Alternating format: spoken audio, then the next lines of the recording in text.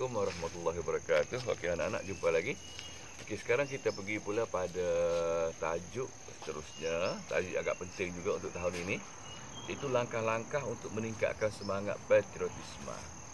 Langkah-langkah untuk meningkatkan semangat patriotisme.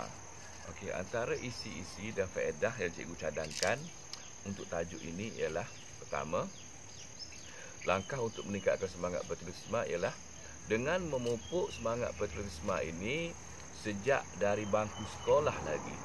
Okey, dengan memupuk semangat patriotisme sejak dari bangku sekolah. Okey. Yang kedua, ibu bapa hendaklah memainkan peranan. Ibu bapa hendaklah memainkan peranan memupuk semangat patriotik dalam sanubari anak-anak. Ibu bapa hendaklah memainkan peranan memupuk semangat patriotik dalam sanubari anak-anak. Manakala untuk isi yang ketiga, pihak media massa perlu menjalankan kempen-kempen. Pihak media massa perlu menjalankan kempen-kempen untuk meningkatkan semangat patriotisme. Manakala untuk isi yang keempat, agensi kerajaan pula. Agensi kerajaan hendaklah mengadakan aktiviti-aktiviti yang sesuai untuk menerapkan semangat patriotisme ini dalam kalangan para remaja, khususnya mereka yang masih lagi di bangku sekolah. Manakala untuk isi yang kelima, para pemimpin pula.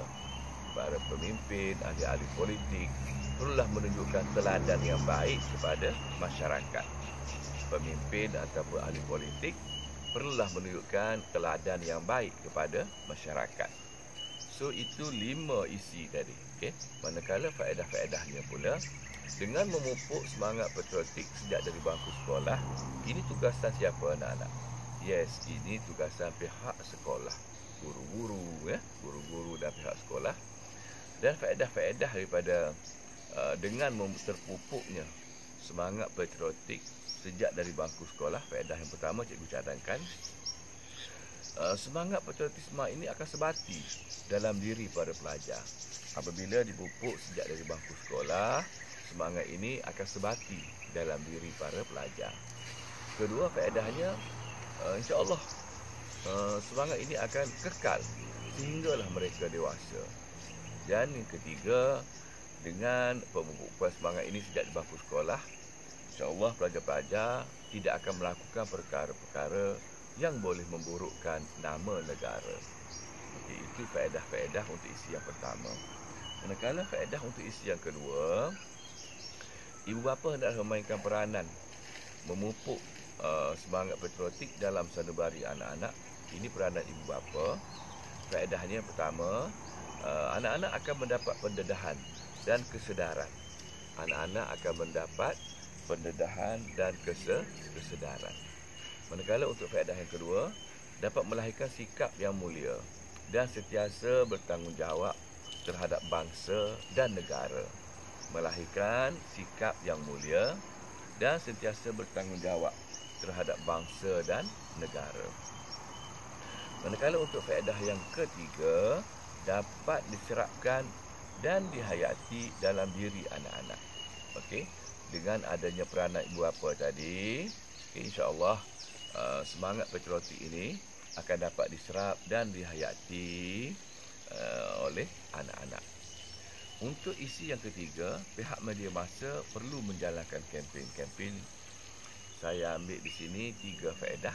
Pertama, dengan adanya kempen-kempen yang dijalankan oleh pihak media massa akan memberikan kesedaran kepada masyarakat. Faedah pertama, dapat memberi kesedaran kepada masyarakat. Faedah yang kedua, akan menjadi pemangkin kepada kemajuan negara, pencetus kepada kemajuan negara. Dan untuk faedah yang ketiga, dapat menyuburkan dan meningkatkan semangat patriotik ini. Okay, dengan adanya kempen ini sudah tentu akan menyuburkan dan meningkatkan semangat patriotik. Okey, terus dengan faedah yang keseterusnya, iaitu untuk isi agensi-agensi kerajaan hendaklah mengadakan aktiviti yang bersesuaian. Faedah yang pertama, dengan adanya aktiviti-aktiviti oleh pihak kerajaan, insya-Allah dapat mengeratkan lagi hubungan silaturahim. Okey, dapat mengeratkan silaturahim. Kedua, dapat mengelakkan generasi muda terlibat dengan perkara-perkara yang negatif. Dan yang ketiga, dapat memastikan pembangunan negara berjalan lancar.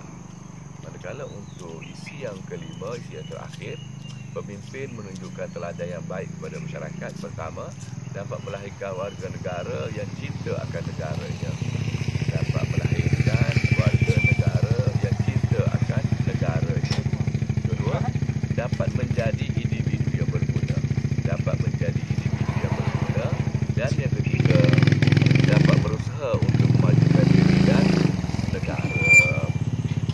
Dan yang ketiga, berusaha untuk memajukan diri dan negara. Okey, itu tiga faedah untuk tajuk pemimpin menunjukkan teladan yang baik kepada masyarakat.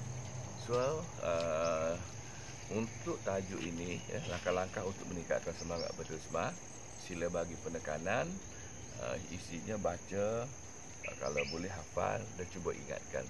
Okey, insya-Allah kita dapat buat karangan dengan baik dalam peperiksaan nanti. Okey, sampai di sini dulu. Assalamualaikum.